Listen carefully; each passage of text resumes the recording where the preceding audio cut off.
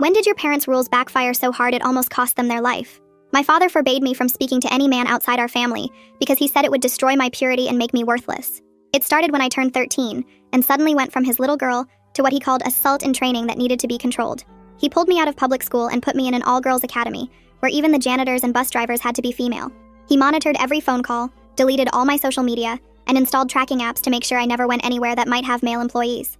When we went grocery shopping, he'd speak for me if the cashier was male, telling them I had a speech impediment rather than admit his real reason.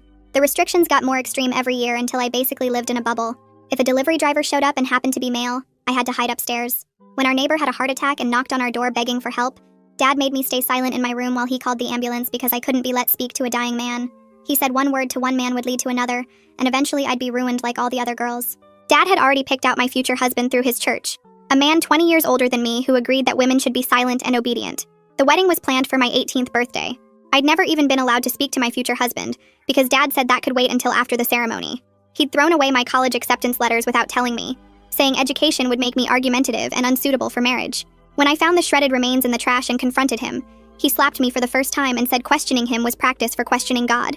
By 17, I'd never had a conversation with a male teacher, never worked a part-time job, never even ordered my own food at restaurants if the server was male.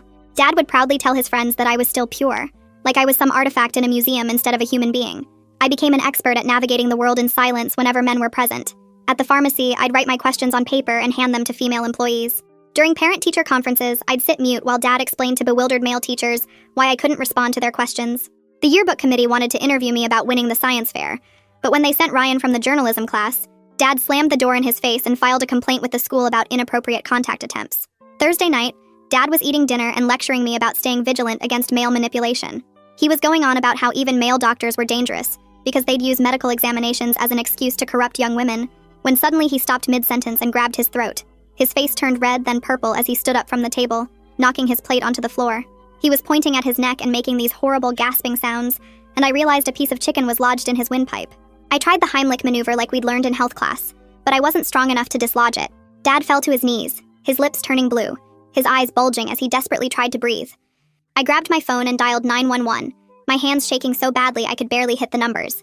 The phone rang once, twice, and then a male voice answered with those professional words that meant help was coming, except I wasn't supposed to talk to him. 911, what's your emergency? I stood there holding the phone while my father collapsed onto the kitchen floor, his body convulsing as it ran out of oxygen. The male operator kept repeating his question, asking if anyone was there, saying he could hear sounds of distress and was already sending help if I could just give him an address. Dad's eyes found mine from the floor, and even through his panic I could see him shaking his head no, telling me not to break the rule even though his face was turned